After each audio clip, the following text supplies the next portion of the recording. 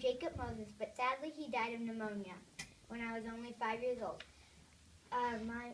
Because my father died, my family was poor. My mother worked as a country nurse. She got paid $1.25 a week. One day when my mother was gone, I decided to try out my father's gun. My mother didn't like my shooting habit because she believed in living without harming others. In 1871, my mother sent me to the Drake County Infirmary. I got hired to be a household help. They treated me horrible. I ran away. My mother was remarried before I went to the Drake County Infirmary. My second father fell ill and died.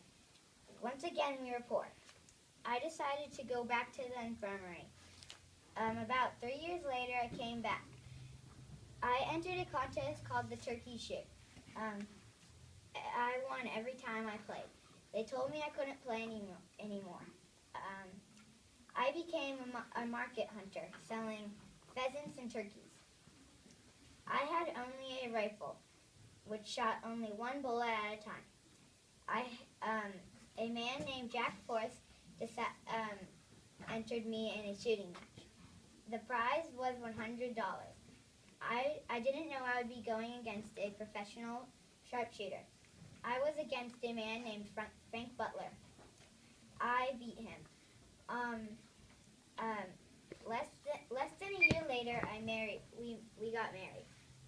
We made our own shawl called Butler and Oakley. George was Frank's dog. He would hold an apple on his head, and me and Frank would shoot it off.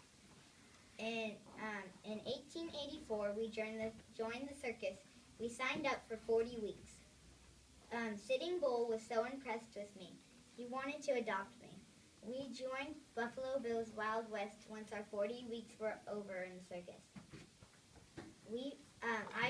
I became the star of the show.